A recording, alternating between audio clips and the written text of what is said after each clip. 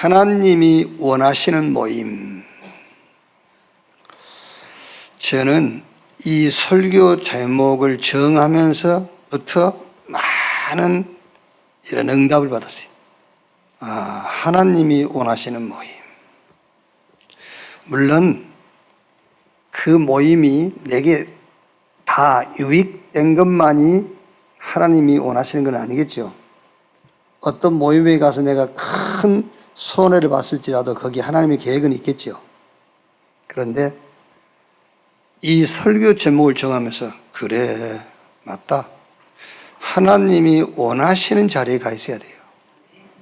하나님이 원하시는 모임.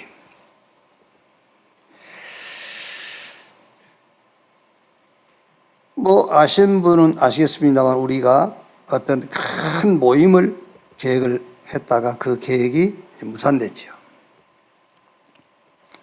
근데 이제 그것 때문에 조금 어쩌나 하는 사람도 있고 또 굉장히 부정적 그런 생각을 하신 분들도 있더라고요. 저는 그렇게 생각 안 했어요. 미스바 성에는 블레셋이 동원해서 막았잖아요. 그래도 못 막았어요. 저 도단속 운동은 아람 군대를 동원시켜가지고 막으려 했는데도 못 막았어요. 이번에 우리 28차 세계 렘넌트 데이 그것도 막으려고 오만 짓을 다 했어요. 못 막았어요. 하나님이 원하시는 모임은 막을 수가 없어요. 못 막습니다. 언약 가진 자들의 모임은 보좌를 움직여요.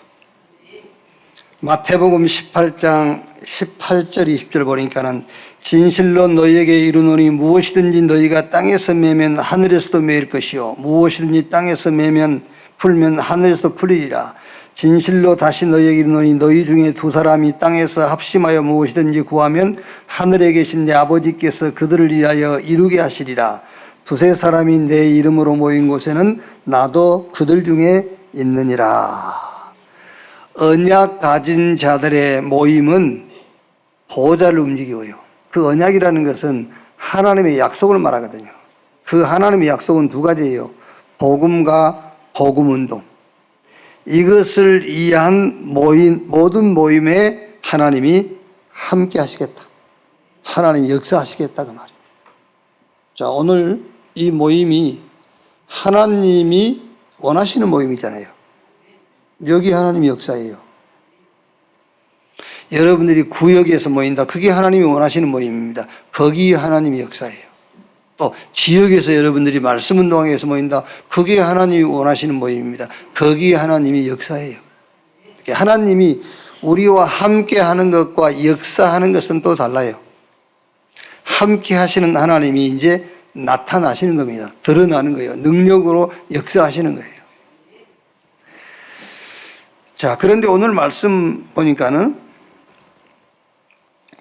11장 17절 보니까 내가 명하는 이 일에 너희를 칭찬하지 아니하나니 이는 너희의 모임이 유익이 못되고 도리어 해로움이라. 모임이 유익되지 않는 모임, 해로운 모임이라는 거예요.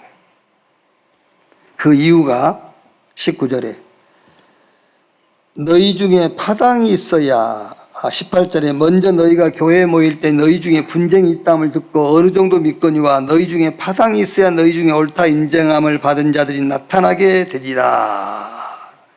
모임이 유익이 안 되고 해로운 그 이유가 분쟁이 있고 파당이 있기 때문이다. 당신은 그 노예제도가 있을 테니까는요. 교회 안에 노예도 오고 주인도 오고 그러니까 주인들이 노예하고 같이 하려고 했어요? 같이 하려고 하지 않겠죠. 아무래도 교회라고 가지만은 여기 방위병이 나오고 스타가 나왔어. 네. 교회니까 교회 안에는 스타가 필요 없고 방위가 필요 없고 그 필요 없잖아요, 다.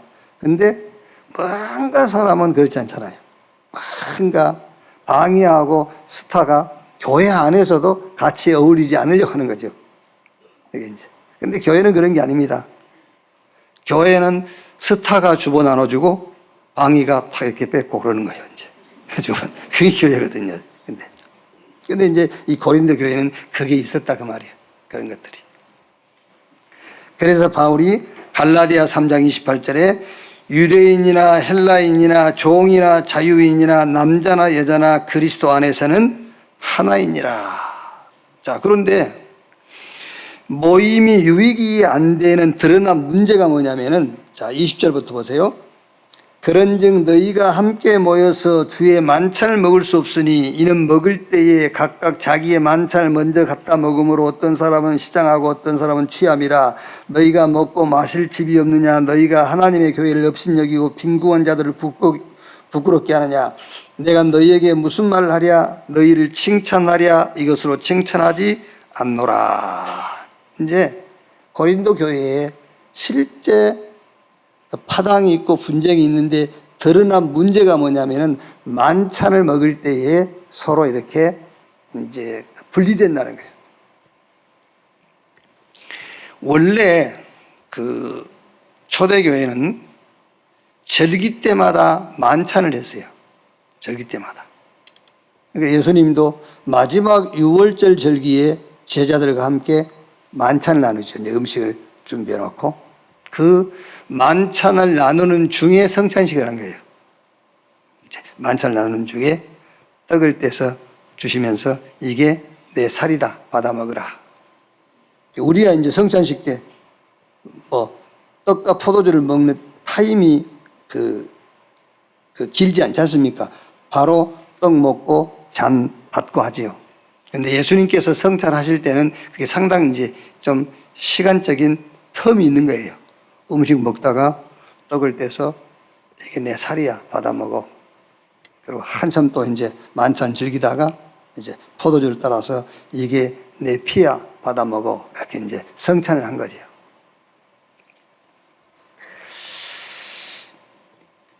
그러니까 여기도 이제 초대교회도 절기에 만찬을 한 거예요, 이제. 그 만찬을 하면은 이제 각자 집에서 음식들을 가져온단 말이에요, 이제. 그럼 이제 음식을 준비했으니까 이제 만찬을 즐겨야 되니까 먹어야 되잖아요. 먹을 때에 뭘 질서를 지킨다고 했는지 어쩐지 모르겠습니다만은 먼저 먹는 사람이 있고 늦게 먹은 사람이 있어.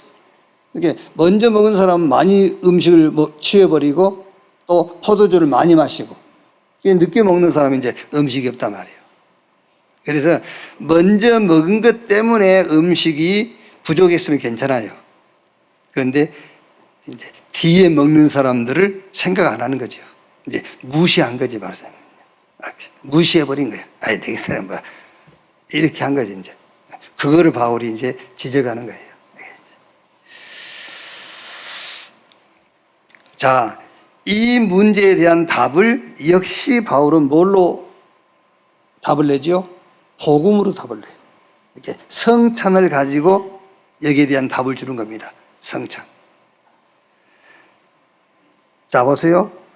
분쟁과 파당이 있는 모임에서 실제 예수님이 마지막 만찬 때에 거기서 성찬을 주님이 이제 집례한다고 생각해 봅시다. 막 파당이 있고 분쟁이 있는데, 자, 예수님 24절에 떡을 가지고 이제 축사하시고 떼어 이르시되 이것은 너희를 위하는 내 몸이니 이것을 행하여 나를 기념하라 하시고 떡을 먹으라 했단 말이에요. 자, 주님이 실제. 그러니까 우리가 총회로 모여서 총회하기 전에 또 노예로 모여서 노예하기 전에 성찬식을 하거든요. 이제 그 성찬식을 할 때에는 이제 총회하고 노예로 모일 때는 무슨 안건을 가지고 자기 주장을 하기 위해서 모인 거예요, 사실은요. 그러니까 이제 성찬을 먼저 성찬식을 하고 절대 싸우지 맙시다. 그러고 하는 겁니다, 그게. 이제 우리가 예수의 피와 살을 함께 나눈 형제들이니까 싸워서는 안 됩니다. 이제 그러고 성찬식을 먼저 한 거죠. 근데 그것과 상관없이 자기 주장을 해요, 이제. 자기 고집을 부리고 어쩔 때는 싸우기도 하고 막 그러죠, 이제. 그러니까 여기 지금 분쟁이 있고 파당이 있는데 예수님께서 성찬을 집례한다고 합시다. 떡을 떼가지고 이게 내 살인이 받아 먹어라. 다 같이 먹었어요. 또 포도주를 가지고 이게 내 피니 마셔라. 이거 떡을 먹지 않고 이 잔을 마시지 않는 자는 나와 상관이 없다. 그게 다른 말을 안 해도요. 야, 분쟁하지 마. 파당 짓지 마. 그 말을 하지 않아도 그게 자연히 무너져야 정상인 거예요. 그렇죠? 자, 되게 싸우는 사람한테 야, 싸우지 마. 싸워서 이익된 게 뭐 있어. 그거는 합리적인 설명을 하는 거죠. 그런데 복음을 전하는데 복음을 듣다가 그 싸움의 동기들이 없어져야 정상이에요. 지금 바울이 그 얘기를 하는 거예요. 고린도 교회에 파당과 분쟁이 있는데 그 파당과 분쟁이 뭐 때문이냐. 교회 안에 자꾸 어떤 권위, 교회 안에 뭐 질서라는 명목으로 사람을 나누는 거예요, 자꾸. 근데 그게 어디서 드러났느냐? 만찬을 나눌 때 드러났다는 말이에요. 만찬을 나눌 때. 자, 예를 들어서 여러분, 요즘은 그런 부모 없습니다. 옛날에 이붓 아버지, 이붓 어머니 그런 걸 썼잖아요. 지금이야 누가 그러겠습니까? 근데 옛날에는 그 이붓 엄마라는 말을 많이 썼어요. 그래서 자기가 낳은 자식이 아니니까 막 이렇게 자기 자식보다는 좀 함부로 대하는. 근데 그게 언제 표시나냐면은 밥 먹을 때 표시나요. 이제 말하는 그런 말이에요, 지금요. 밥 먹을 때. 밥 먹을 때 뭔가 자기 친자에게는 뭔가 이렇게 좀 이게 갈치또막이라도 주고 이제 그런 거죠. 그러니까 이제 고린도 교회 분쟁과 파당이 있는데 바울이 뭘로 그 파당과 분쟁이 있다는 것이 드러났냐? 너희가 만찬을 대할 때에 그것이 드러났다 그 말이에요. 그게 드러났다. 그래서 바울이 여기에 대한 답을 주면서 뭘로 답을 주냐면은 복음으로 답을 주는 거예요. 왜 갑자기 분쟁과 파당이 있는데 바울이 예수님께서 제자들과 함께 6월절 날 마지막 그 만찬 때 성찬한 얘기를 끄집어내겠어요. 복음을 얘기하는 거예요. 예수님께서 떡을 주면서 내 살이야 받아 먹어. 포도주를 주면서 이게 내 피야 마셔. 이 떡과 잔을 마시지 않는 자는 나와 상관이 없어. 바로 예수 생명, 예수 복음 그걸 얘기하는 겁니다. 그게 답이라고 바울이 지금 얘기를 하고 있는 거죠. 자, 여기서 그러면서 뭐라 했죠? 예수님께서 식후에 또한 이와 같이 잔을 가지시고 이르시되 이 잔은 내 피로 세운 언약이니 이것을 행하여 마실 때마다 기념하라 하셨으니 기념해라, 기억해라 하죠. 메모리에, 기억에, 그리고 누려 엔조이에 사용해 그 말이에요. 내 살과 피 이것을 기념해. 이제 내가 올 때까지 기념해. 이거를 뭐란 말이죠? 누리란 말이에요. 메모리 해가지고 사용하라 그 말이에요. 이거를 즐기라 그 말이에요. 자, 그러니까 이건 놓치면은 11절 27절 보세요. 그러므로 누구든지 주의 떡이나 잔을 합당하지 않게 먹고 마시는 자는 주의 몸과 피에 대하여 죄를 짓는 것이라. 사람이 자기를 살피고 그 후에 이 떡을 먹고 이 잔을 마실지니 주의 몸을 분별하지 못하고 먹고 마시는 자는 자기의 죄를 먹고 마시는 것이니라. 그러므로 너희 중에 약한 자와 병든 자가 많고 잠자는 자도 적지 아니하니 우리가 우리를 살폈으면 판단을 받지 아니하려니와 우리가 판단을 받는 것은 주께 징계를 받은 것이니 이는 우리로 세상과 함께 정죄함을 받지 않게 하려 함이라. 이 보세요. 이제 성찬을 오해하고 잘못됐는데 어떻게 됐죠? 병들고 막 죽기도 하고. 겁나서 성찬 하겠어요? 왜요? 겁나서 성찬 못 하죠. 그러니까 이제 일반 교회에서 성찬할 때요 막 잔들고 눈물 흘리고 회개하고 혹시 죽을까봐 병들까봐 막 발발 떨면서 막 이제 회개를 막 상당히 회개하고 마시고 그래요. 어떤 사람은요 성찬 안 받는 사람도 있어요. 진짜로. 자기 양심이 신앙이 돼가지고 그리스도가 신앙이 아니라 자기 양심이 신앙이 돼가지고 내 같은 것이 어떻게 이 성찬을 받냐고 안 받는 사람이 있다니까 진짜요? 예? 우리 렘넌트를 보세요. 딱 마시고 이러고 지난주에는 예수님의 살이 너무 말랐어. 씹기가 힘들 정도로.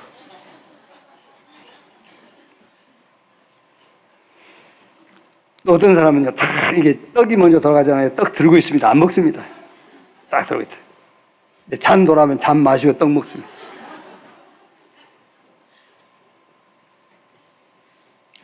그래서 제가 일부러 떡을 들고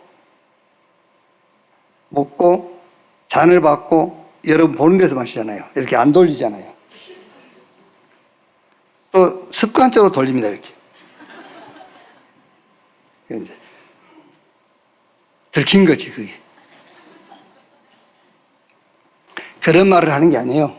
성찬할 때 장난을 한다, 뭐 성찬을 너무 가볍게 여긴다, 그 얘기를 하는 게 아니에요. 무슨 말이죠? 지금 바울이 얘기하는 성찬에 대한 것은 온전한 복음, 완전한 복음, 복음을 믿으라고 말이에요. 네 안에 예수 생명, 하나님의 생명, 그리스도의 능력을 믿어라. 아니 여러분 이렇게 이게 이제 성찬할 때 겁이 나면은요, 뭐 겁날 게 뭐겠습니까? 우리가 시험 치를 때 평균 90점 맞아, 90점 못 맞으면 사형이야? 90점 맞으면 되지. 그렇죠? 90점 맞으면 될 거 아닙니까? 근데 90점 못 맞을까 봐 시험을 못 치르면은, 복음을 완전히 믿으면 되잖아요. 그렇죠? 복음을 완전히 믿으면 되지, 그걸. 복음을 완전히 못 믿으니까 이런 일이 있다는 말인데, 복음을 온전히 믿어주면 될 거 아닙니까? 복음 믿어주면은. 여러분, 예수님께서 요한복음 19장 30절에 내가 다 이루었다 그랬죠. 다 이루었다. 그 말이 텔레스테이, 헬라어로 텔레스테이 그 말인데 완불했다고 말해요. 완불. 다 이뤘다. 완불했다. 하나님이 저와 여러분을 위해서 계약금 걸어놓고 네 하는 거 봐서 중도금 치러줄게. 그리고 이제 하는 거 봐가지고 중도금 치러주고 또 하는 거 봐가지고 이제 잔금 치러주고 그 말이 아니에요. 다 이루었다. 예수 믿는 순간에 저와 여러분 인생에 필요한 모든 것을 하나님이 완불해 버렸어요. 다 끝냈어. 히브리서 9장 12절에 염소와 송아지의 피로 하지 아니하고 자기의 피로 영원한 속죄를 사 단번에 성소에 들어가셨느니라. 그래서 한 번 구원은 영원한 구원이요. 그렇죠? 여러분이 육신적으로도 자녀를 출산해버리면 그 자녀는요, 영원한 여러분의 자녀예요. 지독하게 말 안 들어도 지독하게 말 안 듣는 자녀지. 말 안 듣는다고 남의 자녀 되는 거 아니에요. 예를 들어서 아버지가 바뀌어서 원래 아버지는 박씨인데 새 아버지는 김씨야. 성은 김씨로 바뀌었을 때도 원래 박씨 아들이요, 그거요. 여러분들이 밖에 나가서 이상한 짓 하고 돌아다녀도 여러분 하나님 자녀예요. 아시겠어요? 그래서 우리 보고 시험 치르고 노력을 해서 하나님 자녀가 되라는 게 아니에요. 하나님이 은혜를 따라 그 은혜를 따라 믿음으로 구원을 얻었나니 이것이 너희에게서 난 것이 아니요 하나님의 뭐라? 하나님의 선물이라. 자, 그래서 여러분 여기서 성찬 얘기가 나왔으니까 성찬에 대해서 한 크게 세 가지 설이 있어요. 첫째는 화채설. 이제 캐톨릭에서 주장하는 거죠. 화채설. 떡은 진짜 예수의 살이고 포도주는 진짜 예수의 피다. 이렇게 화채설을 믿는 거예요, 이 사람들은요. 그래서 뭐 캐톨릭 가보신 분은 가보셨겠습니다만 직접 떡을 못 만져요. 일반 성도들이. 신부가 떡을 들어서 포도주에다 찍어가지고 입에다 넣어줘요. 못 만지게. 예수님 살이라고. 예수님 살이면 더 만져야지. 그러니까 아무나 예수님 살을 만질 수 없대요. 성경도 못 읽겠잖아요. 성경도 사제들만 읽었다니까. 성경을 못 읽겠어요. 그러니까 성경에 대한 지식이 전혀 없어요, 캐톨릭은요. 그래서 우리가 성경이 그랬잖아요. 우리 신부님이 그랬다고 그게요. 아니, 신부가 아니라 하나님 말씀이 성경이 그렇게 돼 있다니까. 그 사람도 뭐라 합니까? 아니, 우리 신부님이 그랬다는 거예요. 교황님이 그랬다는 거예요. 그러니까 그 사람들은 성경보다 교회가 우회예요. 성경보다 사제의 말이 더 신뢰를 하고 교황 말을 더 믿어요. 그거 틀린 거지. 어쨌든 캐톨릭은 성찬이 떡과 포도주가 진짜 예수의 살이고 피다, 이렇게 믿는 거예요. 그래서 떡이 남고 포도주가 나오면 땅에 묻잖아요. 이렇게 요즘은 신부가 다 마신다더라고요. 근데 이렇게 땅에 묻어. 실제 예수의 살이라고 생각하는 거예요. 근데 그게요, 귀신의 역사지. 어디에선가 그게 실제로 포도주 성찬을 떼고 성찬 나누고 포도주를 남기라는데 그게 피로 변했대. 그 귀신의 역사지. 그걸 그렇게 믿는 거예요. 그러니까요. 그게. 실제 그런 일이 있었다니까? 그 귀신 왜 그걸 못하겠습니까? 할 수 있어요, 그게요. 두 번째는 임재설이에요. 그 누터교에서 주로 믿는 건데, 임재. 떡과 포도주는 예수의 살과 피는 아니지만 거기에 굉장한 영적인 의미를 부여하고 있다. 영적인 의미. 그러니까 그 영적인 임재. 그러니까 떡을 먹고 포도주를 대할 때 우리가 병도 나을 수도 있다. 이렇게 믿는 거죠. 임재설. 우리 기독교는 기념설이에요. 기념하는 겁니다. 기억해라, 이거를. 딱 메모리 해가지고 이걸 사용하고 말하자면은 반영하라는 겁니다. 영향을 받으라, 그래요. 예수의 살과 피, 포도주와 떡, 그게 복음이야. 그게 생명이야. 거기에 대한 영향을 받아라. 그게 기념하라는 거예요. 자, 여러분, 우리가 뭐 상기하자 6.25, 어제 그제 8.15 광복절 지나가지 않습니까? 그걸 우리가 기념하지 않습니까? 기념하면 그날 태극기 거는 것이 기념하는 게 아니지 않습니까? 그 날에 영향을 받는 거예요, 우리가. 영향을 받아서 다시는 우리가 다른 나라에게 그 침략을 당하지 않고 우리가 우리 스스로 우리 나라를 지켜야 되겠다. 그렇게 영향을 받는 것이 기념하는 거예요. 예수님께서 떡과 포도주를 가지고 성찬을 대하면서 이것을 내가 다시 올 때까지 기념해라, 그 말은 여기에 영향받는 삶을 살아라, 그 말이에요. 복음으로 영향을 받는 삶을 살아가는 여러분 되시기를 주님의 이름으로 축원합니다.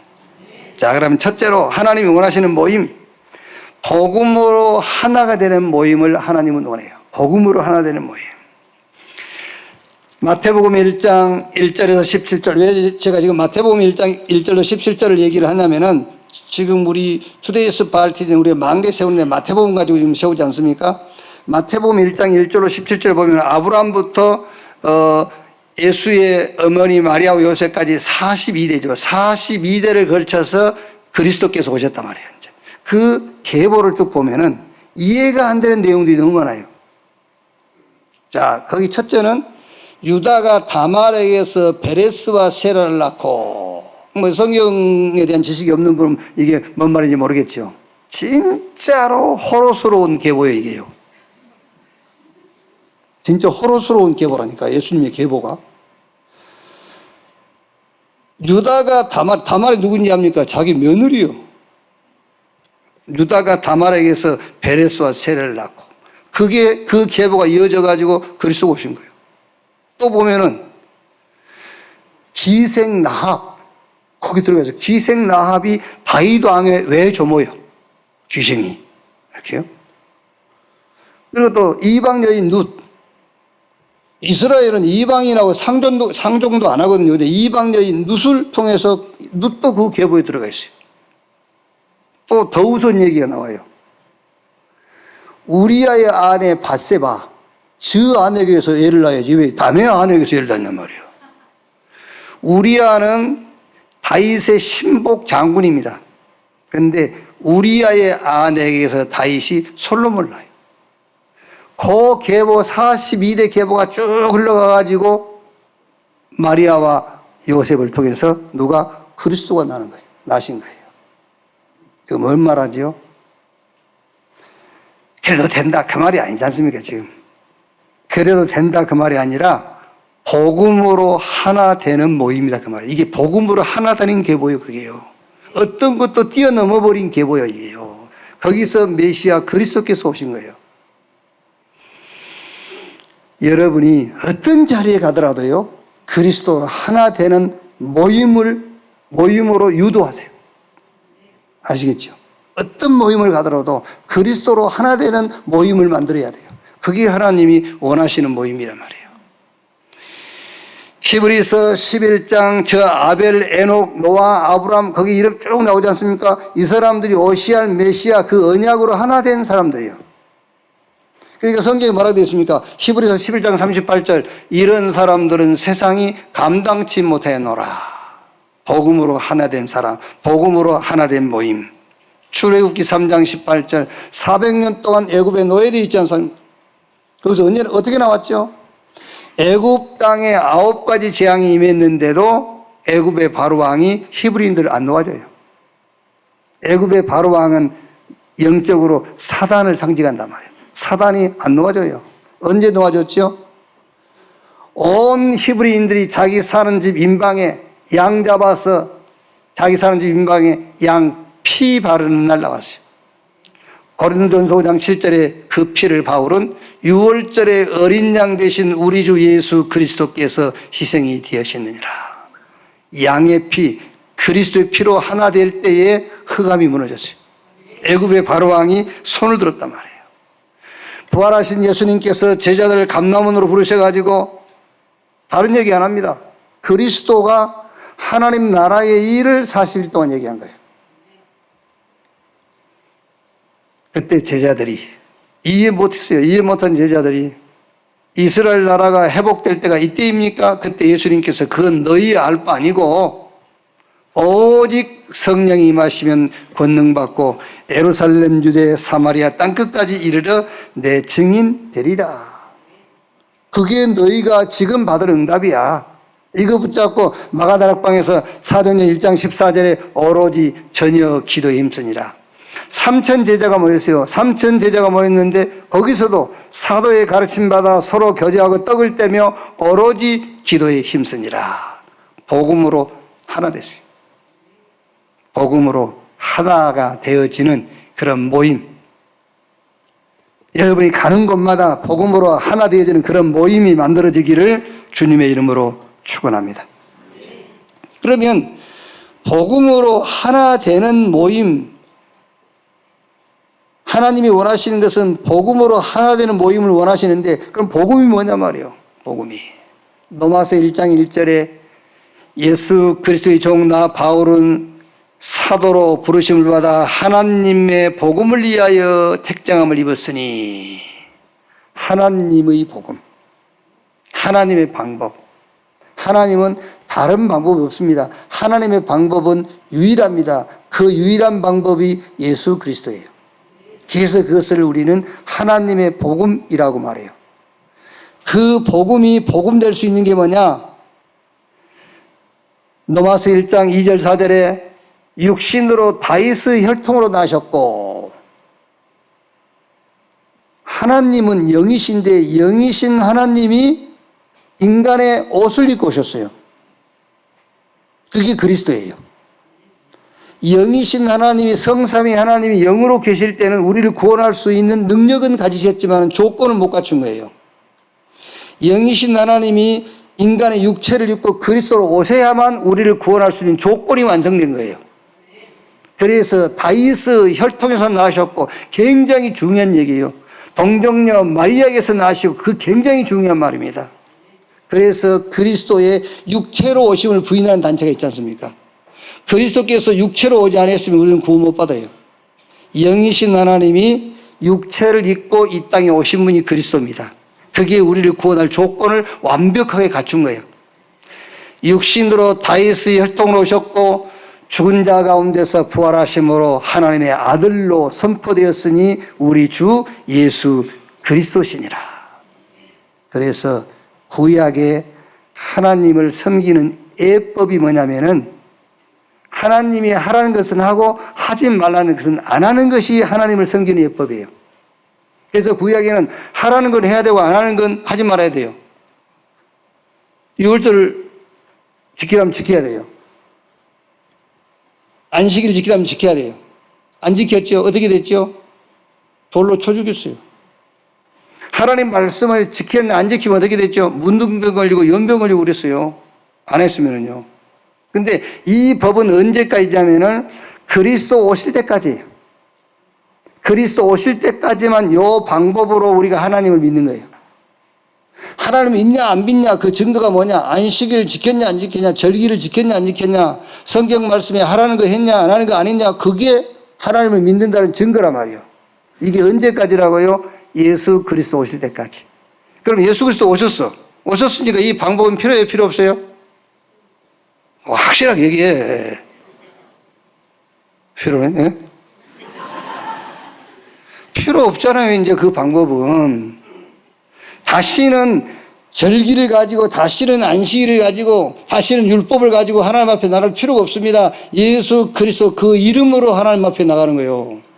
예수 믿으면 구원받는 거예요. 그래서 예수님께서 지금까지 너 내 이름으로 기도하지 아니했지만 이제부터 내 이름으로 구해 내가 시행하리니 너의 기쁨이 충만하리라. 예수 그 이름으로 우리가 하나님 앞에 서는 거예요. 이제는요. 당당하게 서세요. 그 예수 이름으로 기도하고. 우리가 예를 들면요, 마음에 약간 그 하나님 앞에 찔린 게 있잖아요. 뭐가 찔립니까? 예? 뭐 가지고 보니까 찔리죠? 자꾸 율법, 제도 이런 걸 보니까 찔리는 거예요. 예수 그리스도의 그 이름을 가지고 하나님 앞에 서세요. 그래서 당당하게 하나님 앞에 서야 돼요. 당당하게. 아까도 우리 얘기했습니다만 제가 우리 넥타이를 지금 푸는 시기 아닙니까? 절기가 넥타이 푸는 절기라 지금. 근데 오늘 넥타이 이브에 매는 이유, 우리 체린이 이제 이번 주 토요일 날 서울 그랜드 그 호텔 거기서 이제 결혼식을 하는데 제가 거기 주례를 못할 입장이니까 미리 오늘 혼인서약을 받자. 혼인서약을. 그래서 오늘 혼인서약을 받고 결혼식은 자기들끼리 알아서 이제 식을 하는 거니까 결혼식을 하면 되는 거고. 그래서 제가 일부러 넥타이를 메고 가서, 왜냐하면 하나님 앞에는 예를 지킬 필요 없습니다. 저는요. 예수 이름으로 가면 되니까. 그렇죠? 하나님 앞에서는 제가요, 반바지를 입든 반팔을 입든 아니면 옷을 아무것도 안 입든 하나님 앞에는 예를 지킬 필요가 없어요. 하나님 앞에 예를 지키는 방법은 그리스도밖에 없어요. 그런데 사람에게는 예를 지켜야 되니까. 그래도 결혼식 말하자면 혼인서약을 받을 건데 사람 앞에는 예를 지켜야 되기 때문에 넥타이를 메고 나온 거예요. 내가 하나님 앞에라면 안 메고 나와요. 참 이야기 힘든 말이죠. 그게 맞습니다, 여러분. 하나님 앞에서는 우리가 예가 필요 없습니다. 예수 그리스도면 돼요. 아멘. 아멘 해야 돼. 이게 맞는 거예요, 내 말이. 예수 그리스도 예외는 그 어떤 예도 하나님은 받지 않습니다. 자, 두 번째로 복음으로 하나 되는 모임. 여러분 가는 곳마다 복음으로 하나 되는 모임을 만드시고요, 여러분이 가는 곳에는 복음으로 하나 되는 모임이 돼버려야 돼요. 자, 두 번째는 교회가 무엇으로 하나 되느냐, 같은 말이에요. 그래서 지금 우리가 고린도전서를 가지고 말씀을 나누고 있으니까는요, 고린도 교회의 문제의 답을 우리 뭘로 답을 주고 있냐, 그것만 보시면 돼요. 뭘로 답을 주고 있죠? 복음으로 답을 주고 있어요. 교회가 어떤 문제라도 복음 가지고 답을 내는 그런 교회를 하나님이 기뻐해요. 그런 교회가 되기를 주의 이름으로 축원합니다. 자, 세 번째. 이제 우리는 오늘의 응답을 위한 모임을 가져야 돼요. 그렇죠? 오늘을 위한 응답. 하나님이 오늘 주신 응답이 아니고 이 모임을 챙기는 그런 모임이 돼야 되잖아요. 그렇죠? 우리 모임이 여러분 천국에 소망을 가는 모임도 뭐 나쁜 모임은 아니에요. 근데 이미 천국은 보장돼 있잖아요. 그리고 갈 거고. 근데 오늘 하나님 준비한 응답을 놓치면은 놓치게 돼요. 그래서 우리 모임이 어떤 모임을 만들면 되느냐? 오늘의 응답을 위한 모임을 만들어라. 그럼 오늘을 위한 응답이 뭐죠? 치유. 우리 이번 산업선교 메시지 제목이 뭡니까? 치유는 근본이다. 그러니까 여러분이 모일 때마다 치유는 기본 사명이다 그랬지 않습니까? 치유를 위한 모임을 자꾸 하죠. 왜? 하나님이 지금 오늘 우리에게 어떤 응답을 말씀하시느냐? 치유하라는 거예요. 치유받아라. 여기 치유를 놓고 모이세요. 자, 두 번째는 다민족. 여러분과 관계된 여러분 주변에 있는 다민족들을 자꾸 체크해 보세요. 뭘 체크하냐면 이 사람들 의식주도 포함되어 있지만 이 사람들의 영적 상태를 자꾸 체크를 해 보세요. 지금 다민족 시대예요. 이 사람이 영적으로 어떤 상태인가 그걸 체크하는 겁니다. 그게 오늘의 응답을 위한 모임이에요. 자, 그러면서 세 번째 응답을 확인하세요. 어떻게 확인합니까? 흐름을 포럼하세요. 흐름. 기도 흐름, 말씀의 흐름, 전도 흐름, 현장의 흐름, 237, 5천 용적, 그러니까 이 세상과 이 시대의 흐름, 이거를 확인하는 모임을 가지란 말이에요. 이 응답, 오늘의 응답을 가지고 여러분이 모임을 가질 때에 진짜 하나님은 천지 개벽의 역사, 전무후무한 시공간을 초월하는 응답으로 역사하실 겁니다. 자, 복음으로 하나 되는 모임을 갖고 또 여러분이 가는 곳마다 모든 모임을 그 모임으로 바꿔버리세요. 두 번째, 교회가 뭘로 하나 되면 되느냐. 오늘 고린도 교회의 바울이 주는 답, 다른 걸로 답 안 줍니다, 바울은요. 그러니까 오늘 이 말씀도 역시 바울은 굉장히 합리적인 얘기를 해요. 무슨 합리적인 얘기를 하죠? 22절에 너희가 먹고 마실 집이 없냐? 합리적인 얘기를 하는 겁니다. 너희가 먹고 마실 집이 없어 꼭 교회 와서 그렇게 먹고 마시냐? 그렇죠. 그러면서 33절에 그런즉 내 형제들아 먹으러 모일 때에 서로 기다려라. 합리적인 얘기 하는 겁니다. 서로 기다려. 먼저 먹지 말고. 그 합리적인 얘기예요. 그건 답은 아니에요. 그러나 만일 누구든지 시장하거든 집에서 먹을지니 이는 너희의 모임이 판단받는 모임이 되지 않게 하렵니다. 그 밖의 일들은 내가 언제든지 갈 때 바로 잡으리라. 요거는 합리적인 얘기를 한 겁니다. 그러나 이건 답은 아니에요. 답은 성찬식을 가지고 답을 주고 있는 거예요. 교회 안에서 어떤 것이라도 복음을 가지고 답을 잡는 여러분 되시기 바랍니다. 결론.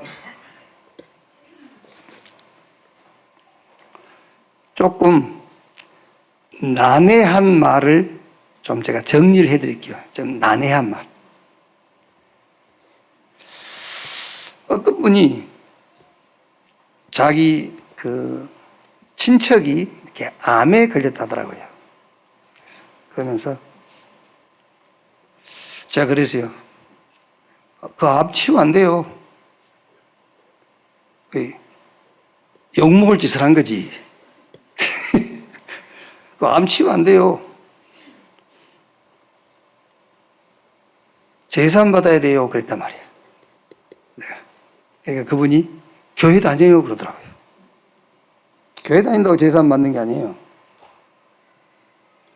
자, 여러분, 무슨 말이냐면은, 암에 걸렸는데 암 안 나아요. 제 말은 암 치유 안 된다는 말을 하고 있는 게 아니에요. 제삼 받아야 된다는 얘기를 하고 있는 거예요. 제삼. 죄인이 제삼 받고 의롭다함을 얻었다.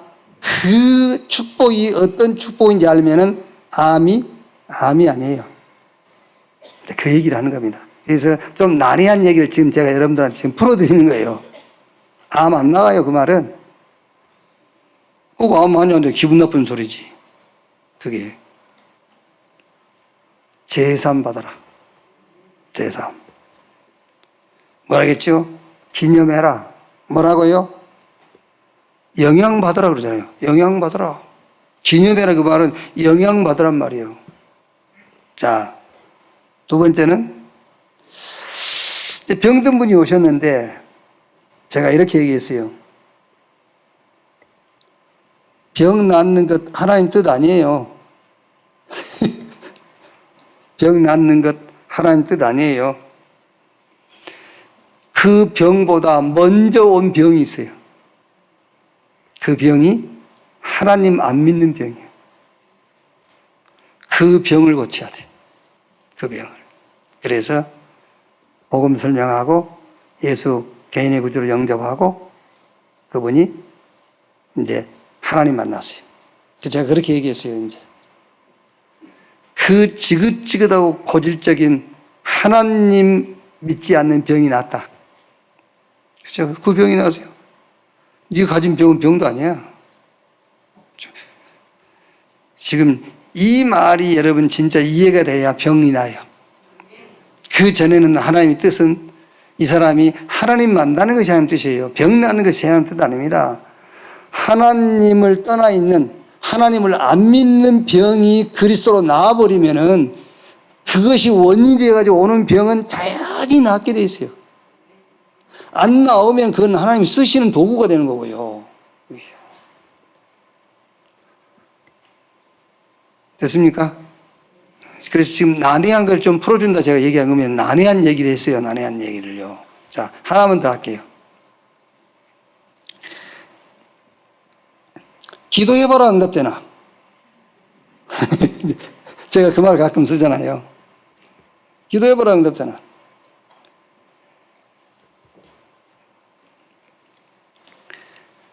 지금 내가 받은 것이 뭔지를 모르는데, 그렇죠? 앞으로 받을 것이 뭔지는 어떻게 알겠어요?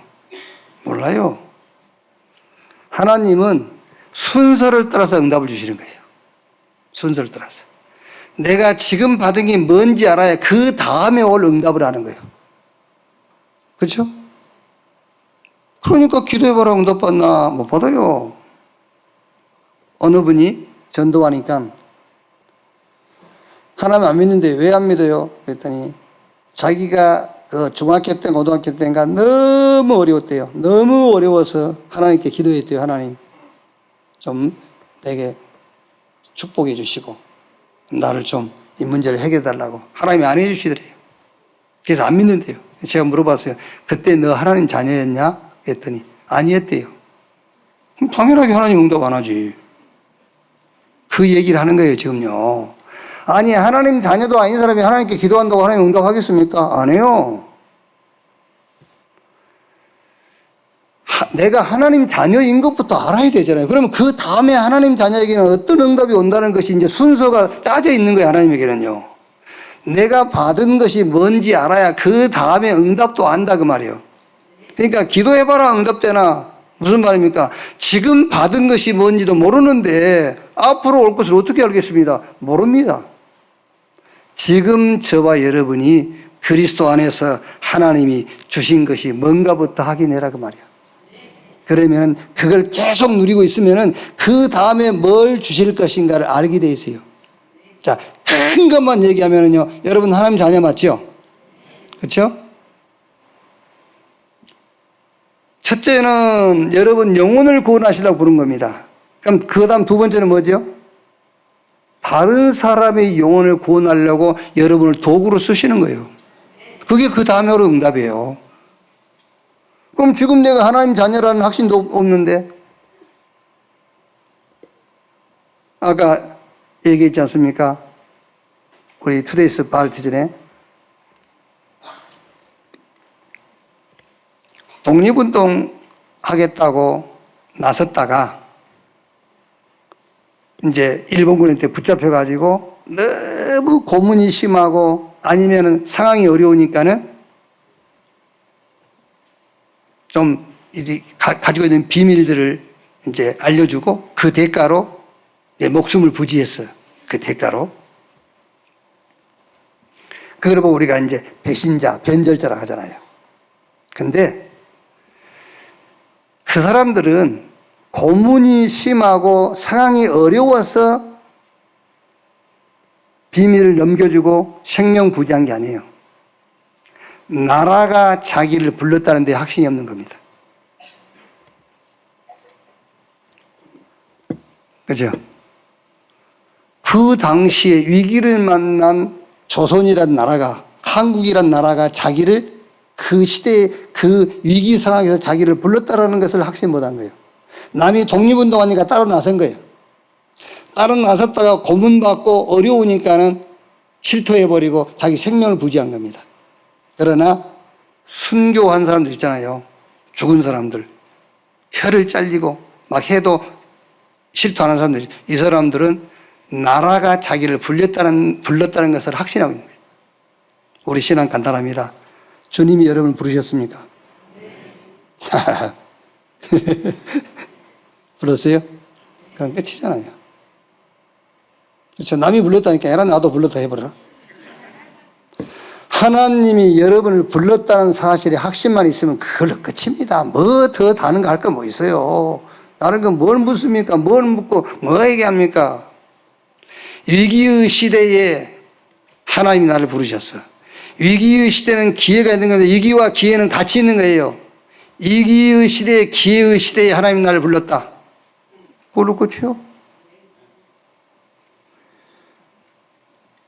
왜 기도 응답이 없습니까? 지금 내가 받은 것이 뭔지 모르니까 지금 여러분이 받은 응답부터 확인하시고 앞으로 주실 응답을 미리 알아야 돼요. 그렇죠? 미리 응답을 알아야지. 미리 응답을 알게 돼 있어요. 다음 응답은 뭐가 온다는 걸 알게 돼 있어요. 정말로 하나님이 함께하는 여러분 되시기를 주님의 이름으로 축원합니다. 하나님의 시대에 여러분이 가는 곳마다 증인으로 모델로 서게 되기를 주님의 이름으로 축원합니다. 기도하겠습니다.